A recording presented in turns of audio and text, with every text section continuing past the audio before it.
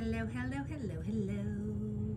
It's Sammy with Unicorn Dust Designs. If you are new to my channel, I love wood signs and DIYs. I usually do 2 DIYs on Mondays and Fridays and wood signs on Wednesdays.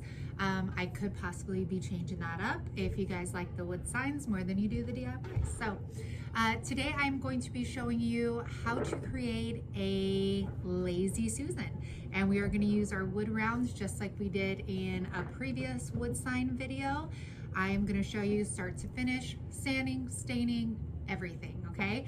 So I hope you guys enjoy this video. Make sure to subscribe to my channel, please, and give it a thumbs up. This way you are notified when I upload more wood signs like this. I'll be bringing you tons more wood signs, what you can do with them, and pretty soon in the next week I will be sharing some tips and tricks for either starting your own wood sign business or just about wood signs. So let's go ahead and hop into the video. Here's the lazy Susan we are going to be making today, and I am using a 15-inch wood round. This one is from Menards, not Home Depot.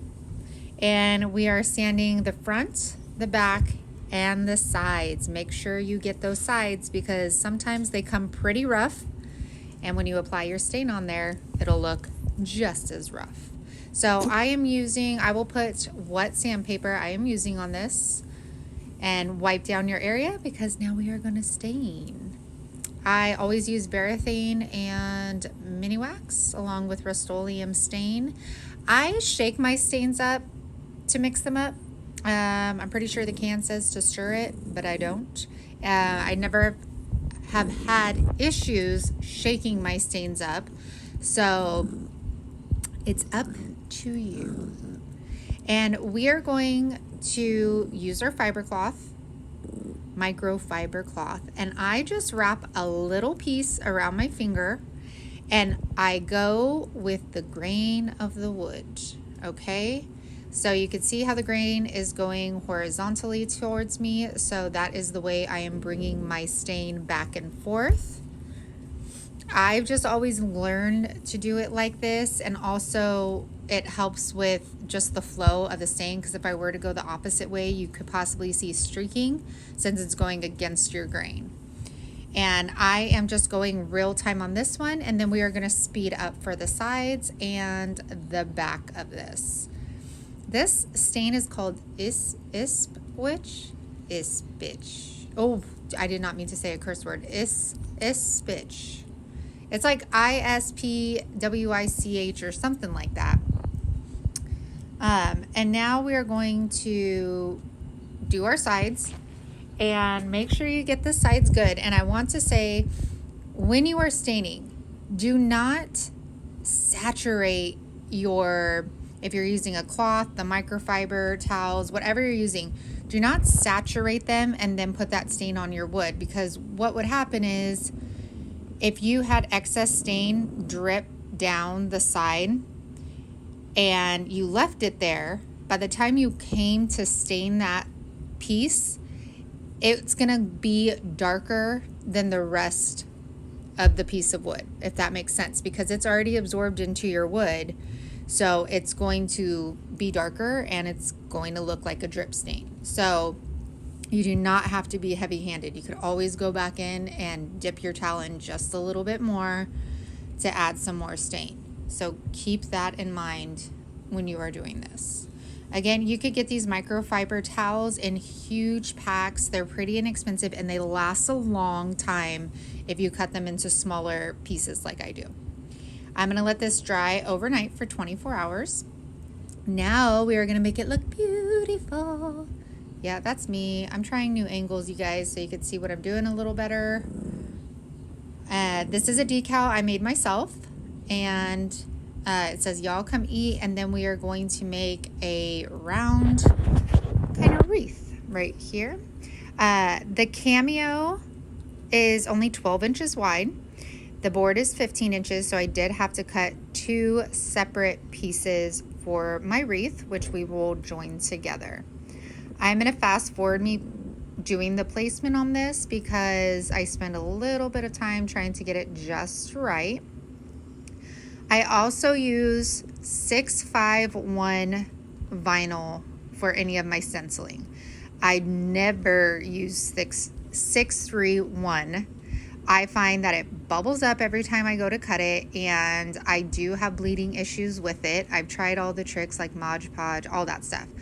I do use Aura Mask stencil. That's like the blue stencil paper, but I only use that when I'm painting on top of chalk paint. So if I were to paint like this entire sign with chalk paint and then go back over it and paint something else, that's when I would use that Aura Mask, because it doesn't pill up that paint.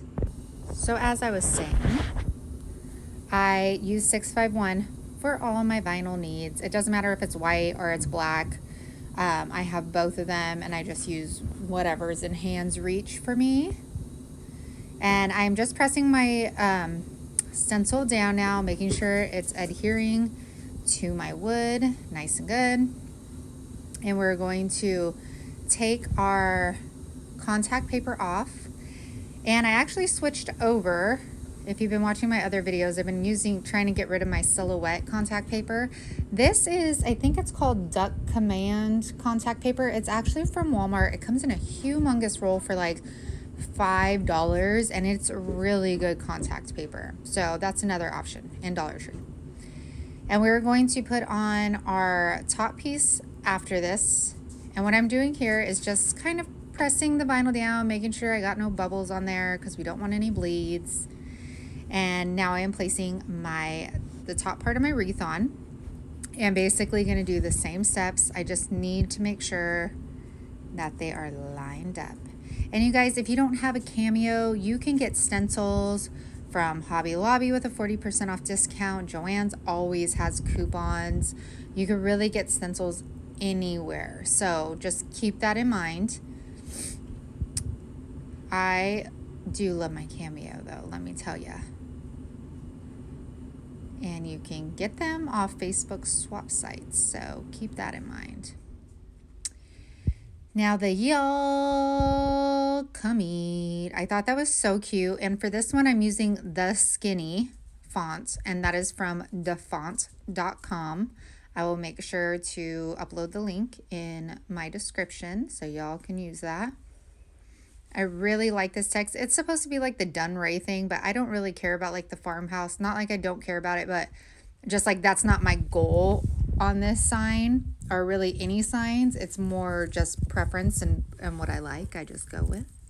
So everything is smoothed out. I'm going to show you a little trick. I get painter's tape wherever I connected those two stencil lines. I don't want bleeding in between those two lines in case I didn't get them close enough or whatever it may be. So I take this painter's tape, I cut it down to size, and then I stick it over wherever I join those two pieces of the stencil so that I can ensure I will not have any bleeding. And I'll repeat that wherever the lines are overlapping. So I'll repeat that on the left side too. I hope everybody's having a good week. My week has been great. One day you guys don't have to hear me talking the entire time because I'll learn how to use music. But I mean, if you like my voice, I could just keep talking too.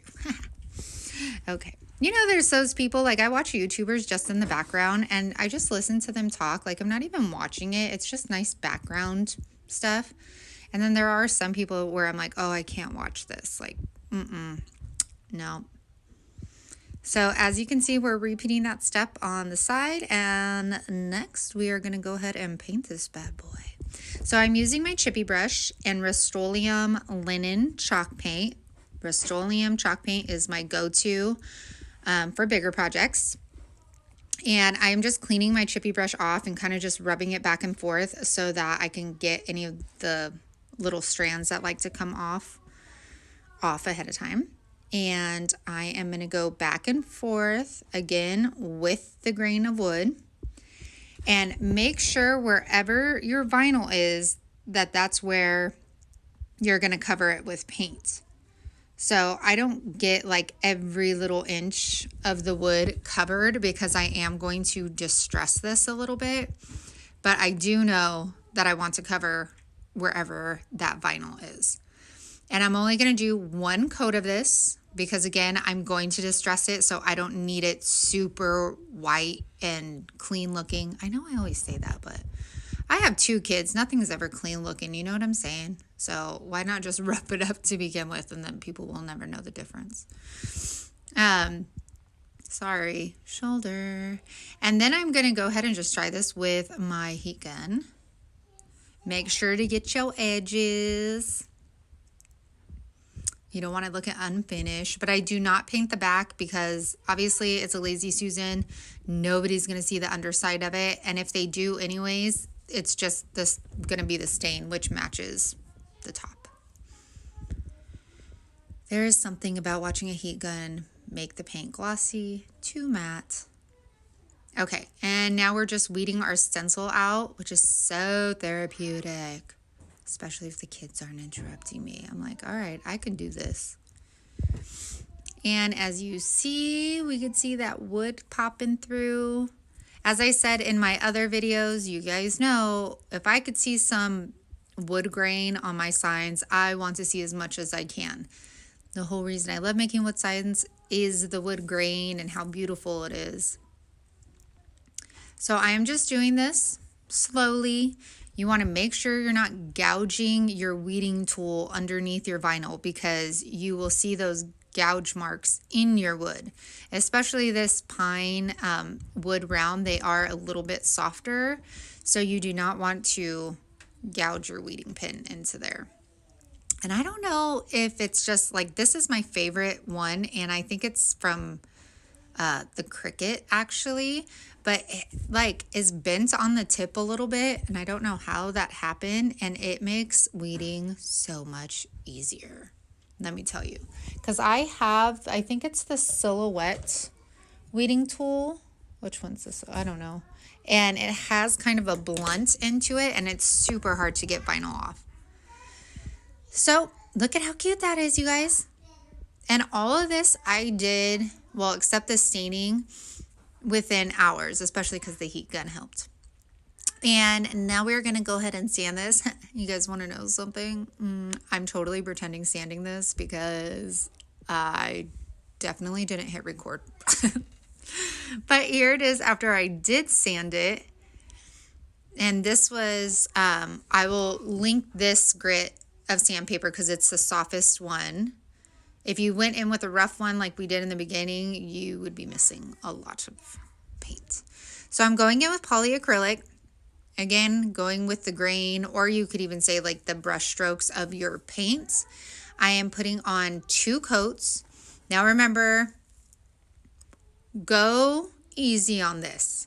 And if it drips onto the side, make sure that you brush that in, because if this drips and you leave it, it's going to leave a cloudy kind of bubble looking piece. So I used my blow dryer, and we're going to do a second coat. And I did a second coat because this is going to be used and used over again. There's going to be items sitting on top of it, so you want it to be durable. You want it to last a lifetime. So use 2 coats. So now our Lazy Susan part. This is super easy, you guys. And I got, I think it was like 4 for $14 or something. And these are a weird size, like 3.43 or something. They do not come with any of the hardware, like the screws or anything. So keep that in mind. You have to have your own screws. I will link the screws I use down below as well, along with the Lazy Susan links, which I got on Amazon. And I am just measuring the middle. I know, you guys, there is an easier way to do this, but I didn't do it that way. Okay. So I think for me, it was just on each side was like 5 1/4 or something to make it centered. So that's what I did. Okay. But if you guys are smarter, I know there's an easier way somehow, some way, like drawing an X or something like that. I don't know. And now I'm just going to screw these into the 4 holes that are touching your wood. Okay, so not the top square, the bottom square that is setting on top of the piece of wood right now. And we're going to put that in all 4 of those. And then we will move on to our next one and we will be done. This is super easy, you guys, I promise. And then I was going to be a singer in another life, but it didn't happen. You're welcome that didn't happen. Okay, so we screwed that on, all dandy. And then I'm just measuring the top because I am going to put a piece of cork, boardish stuff on top of it. I used the Crafter Square from the Dollar Tree, their sticky cork board. And I'm going to cut that into about basically 3 by 3. And make sure whenever you use this stuff, I use it for coasters all the time and it does lift. So I always go in with some hot glue. And make sure you're not putting the hot glue all over this piece because then you'll have it dripping down onto your wood because there is no center. And you guys, that's it. Press that down and you're done. It's beautiful. Voila. You're welcome. And I'm going to show you another one that I did for my workspace. So you don't just have to use this in the kitchen, you guys. This one I made, obviously Unicorn Dust Designs. So my next one, gosh, when do I show it? Come on. Here we go. So this is on my workstation table. And I absolutely love it.